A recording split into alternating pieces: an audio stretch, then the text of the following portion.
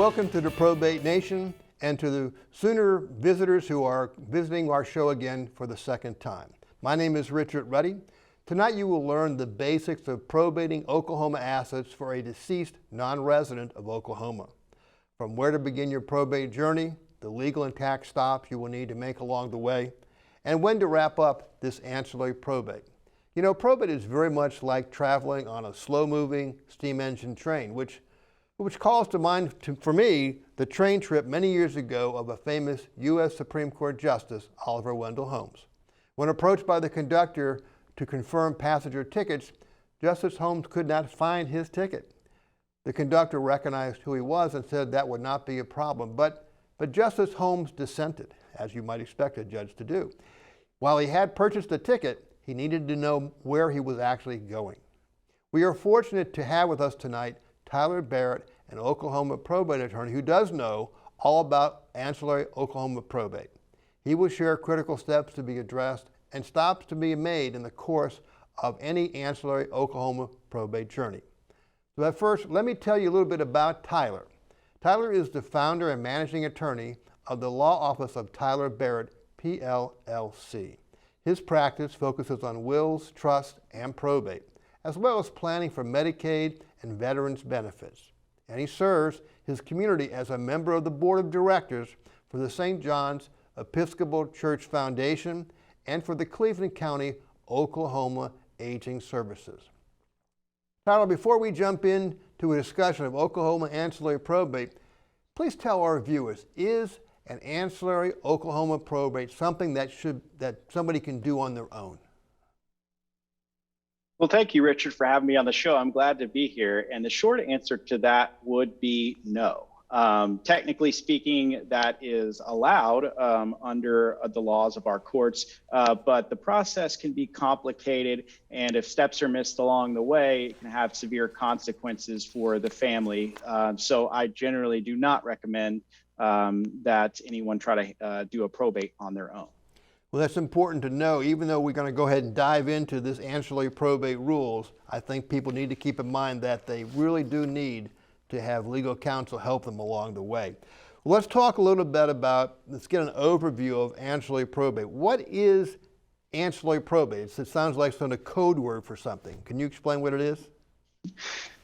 Briefly, an ancillary probate is a probate that occurs in a state other than that where the deceased person resided. So, say somebody lived in Virginia and an estate is being probated in Oklahoma, that would be considered an ancillary probate.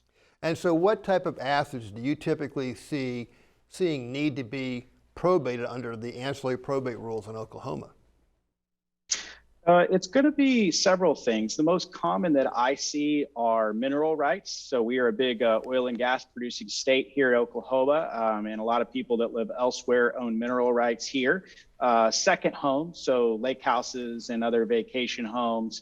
And then there may be occasionally things like life insurance or employee benefits, perhaps from somebody who moved jobs to a different state.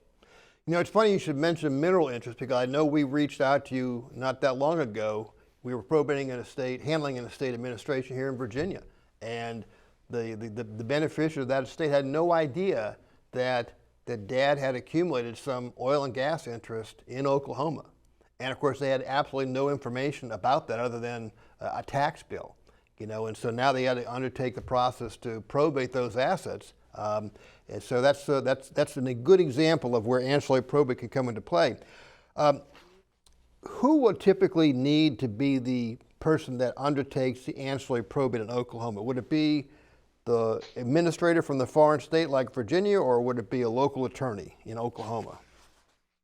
It could be either. More often you would see the administrator from the home state who would also serve as the administrator for the ancillary probate in Oklahoma. So let's turn the page now and talk about what court would oversee ancillary probate in Oklahoma.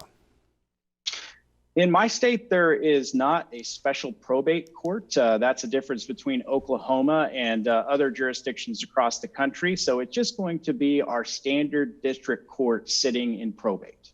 And would a specific judge be assigned, or do they rotate the judges, or how does that work? Once I file that, we get to filing a petition. Sure. So the judges are going to be rotated in most counties. You occasionally have some of the smaller, more rural counties where there will be a dedicated probate judge. But in most counties where I work, there would be a rotating cast of judges who would hear probate cases.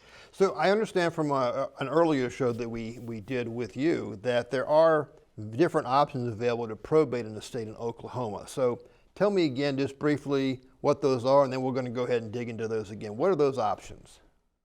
There are. So there is a summary probate procedure, which can be used for ancillary probate proceedings that we're going to be talking about here today. And then there is a formal probate process. And the difference between the two is that the formal probate process is going to be a little bit more costly in terms of attorney fees, court costs, et cetera, and time. So a formal probate would take 6 to 8 months, perhaps longer.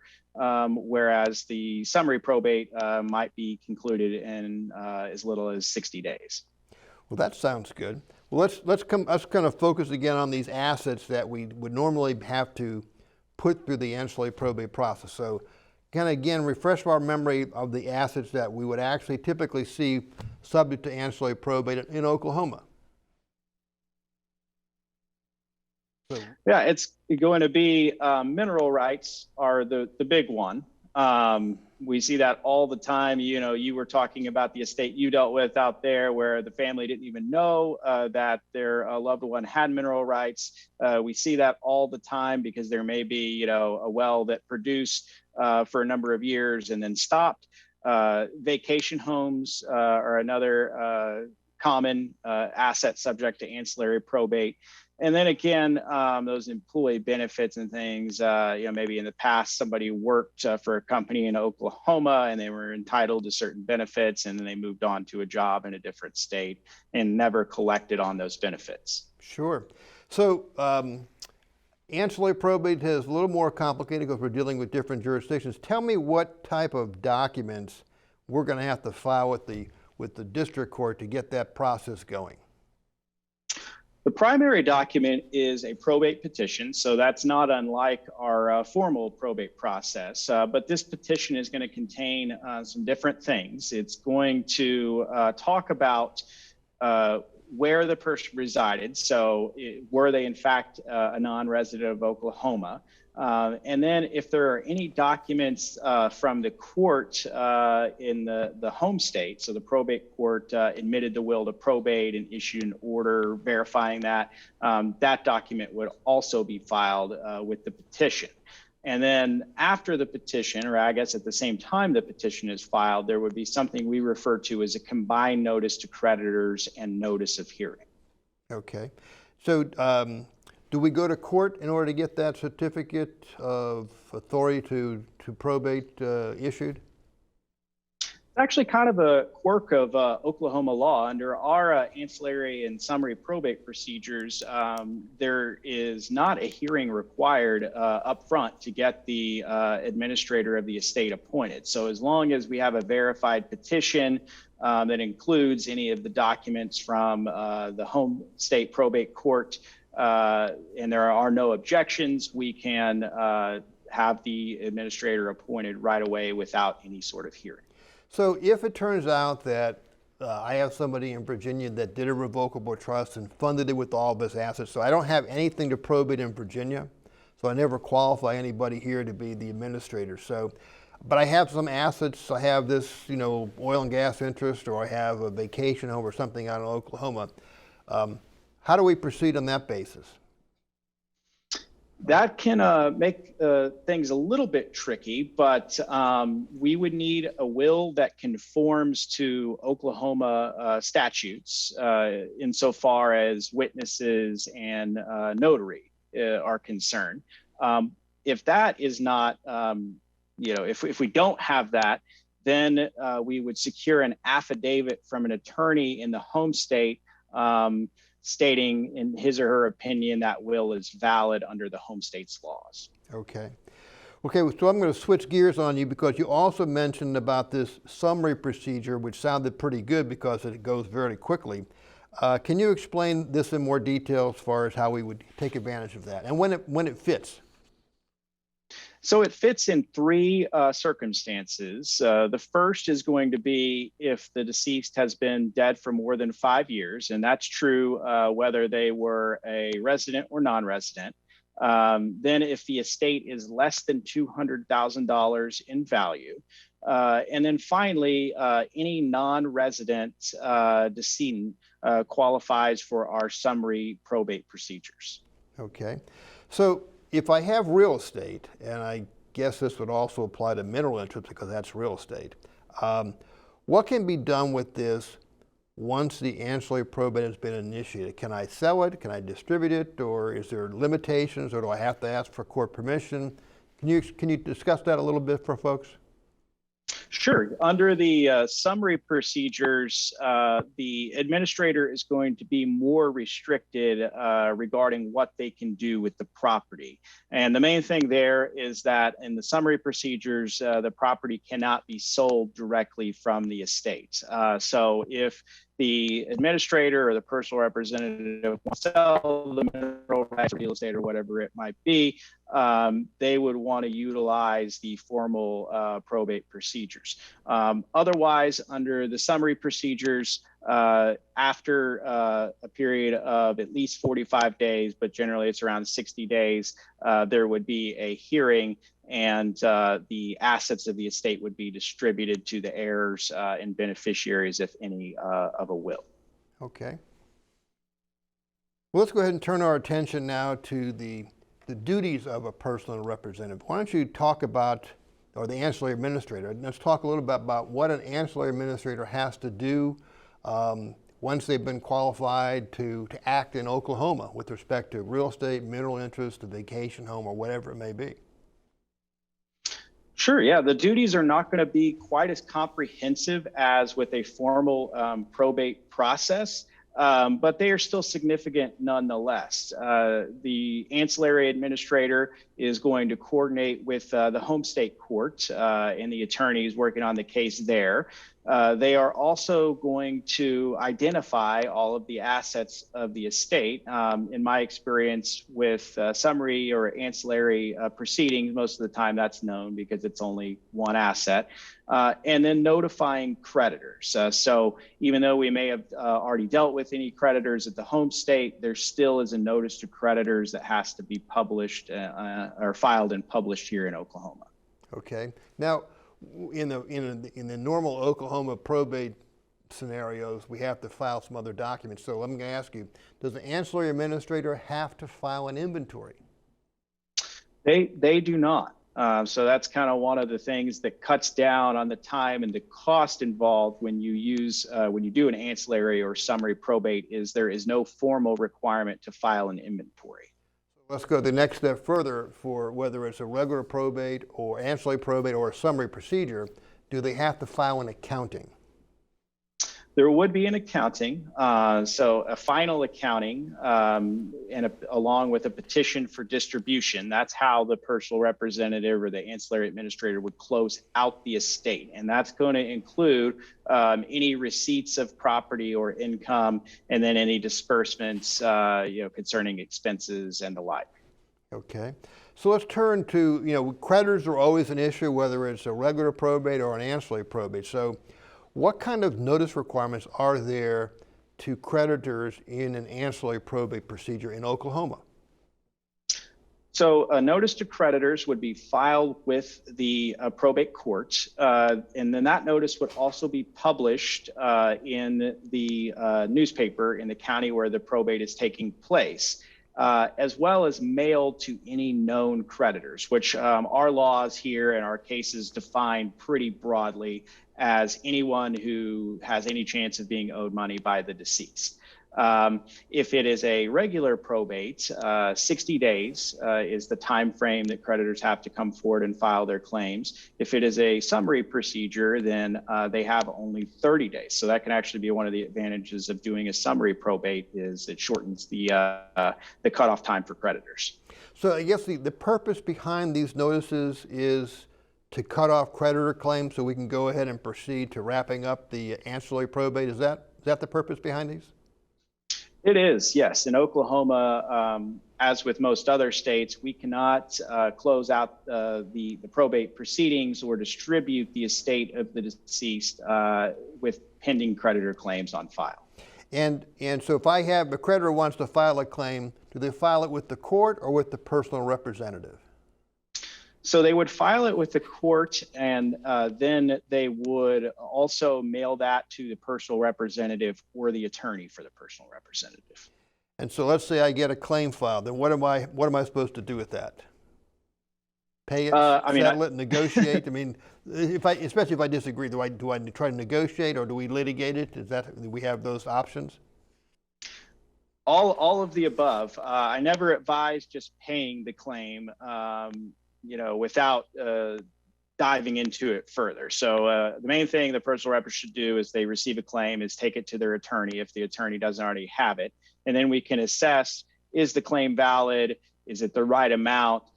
If not, we have a couple options, either to negotiate that claim with the creditor or the collection agency. And in those cases, we can sometimes knock down the bill, or we can actually file a formal rejection with the court, at which point that matter might be litigated before the probate judge. Okay. All right, we worked our way through the filings, we worked our way dealing with creditors. We're now at the point where we want to wrap this estate up. So tell me about how do we go about wrapping up the estate? So once we have dealt with all kinds of, the issues in probate, creditors, taxes, identified the property, the heirs, and the beneficiaries, the personal representative is going to file a final accounting with the probate court. Under the regular probate process, there would be a approximately 20-day lag period between the filing of that accounting and the hearing to distribute the estate. In the interim, the notice of hearing would also be mailed to the heirs and the beneficiaries and published in a newspaper. Now, if we are operating under the summary procedures, there is no formal timeline for filing an accounting at all. So the hearing would be set, the one final hearing would be set upon the filing of the initial petition, and then the accounting just has to be presented to the court prior to that final hearing. Okay. And so when the petition is filed, do we give notice to people about this? We are going to give notice to any creditors, any heirs at law, and any beneficiaries under a will. So what's the typical time from beginning to end for a normal probate of an ancillary estate to take place? I would say about 6 to 8 months is a good time frame. But if we are able to take advantage of those summary procedures, which I almost always advise in the case of ancillary estates, we can complete the whole probate process in approximately 2 months. Okay, well, I think now let's go ahead and turn our attention to planning to avoid. How do we go about avoiding ancillary probate? So one of the things that comes up is if we don't do the work in advance to avoid ancillary probate, what kind of cost am I looking at to do an ancillary probate in Oklahoma? On average, you'd be looking at $2,000 to $3,000, and that's true whether you use the summary procedures or a regular probate. If there's any sort of disputes or disagreements during the process, that could easily be, $5,000, $10,000. Who knows? And now, in the case of Oklahoma real estate owned by a non-resident decedent, what could be done to avoid having to do an ancillary probate of that real estate? What could we have done in advance? That's a great question, Richard. So we have a couple different options there. One would be trust planning. So if the person has a revocable living trust that they executed in their home state, they can also deed any real estate or real property here in Oklahoma to that trust. And then the second option would be what we call a transfer on death deed. Other states refer to it as a ladybird deed. That's a deed that the client would sign but would not take effect until their death. Of course, a lot of people, and we see this very frequently, is folks may own property in another state like Oklahoma, and they've done work, and then done all their estate documents in the state where they live, whether it's Virginia, whether it's Michigan, or whatever the case might be. And now they decide to go ahead and shut down their residence in that state and move to Oklahoma and take up residence on that property they have there. So they have all these documents. In the case of Virginia, you have a revocable trust, they have a will, we have powers of attorney, we have medical directives, and so on. So somebody comes into your office with a Virginia revocable trust and they want to make changes. What do we need to do about that? Can you handle that? I can handle that, and I see that frequently. One of the good things about trusts is that they can cross state lines. So just because somebody moved from, say, Virginia or Colorado to Oklahoma, we wouldn't necessarily have to redo the entire trust, although that might be advisable depending upon the circumstances. Now, with the other documents, wills, powers of attorney, healthcare directives, those are going to be very state specific here in Oklahoma, and I would definitely encourage anyone to update those documents to reflect our state laws. Yeah, we would strongly recommend our clients certainly go talk to somebody in Oklahoma if that's where they relocate to make sure the documents are in order. If you decide to amend the revocable trust, will you then restate the law that governs it so that you can continue to provide advice based upon Oklahoma law, typically? That's my standard practice. I would restate the trust as an Oklahoma trust. Okay. So we're coming towards the end of the show here, so I want to take advantage of some of the lessons you learned in dealing with ancillary probate that you might want to share with our viewers. I think the main lesson is try to avoid it, right? So we talked about two of the options, either transferring the property to a revocable living trust or using that transfer on death deed, aka ladybird deed. So that's my strongest advice is to avoid ancillary probate. Secondarily, if it's not possible to get around the ancillary probate, I suggest hiring competent counsel in Oklahoma or whatever state the probate might be taking place in to help navigate the process, especially with real estate. If any of the steps in our probate laws and procedures are missed, the property may not transfer fully to the heirs. They may have bad title, and then they're going to run into a lot of problems down the line. Okay. Well, let's go ahead and we're near the very near the end of the show. So, can I have some final words of advice from you that you want to share with our viewers about some tips, pitfalls to avoid, and things to do if they're going to have to initiate an ancillary probate in the state of Oklahoma? Yeah, that's a fantastic question.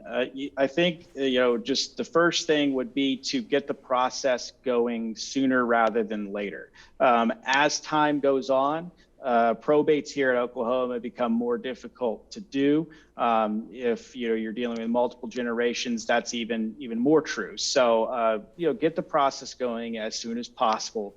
Hire competent local counsel here that knows the Oklahoma probate laws, knows the judges, knows the procedures. And then lastly, transparency, especially when we're talking about property out of state. The heirs and the beneficiaries may have a lot of questions and not understand why it's necessary. So I would counsel the personal representative to be very transparent and very open about the whole process.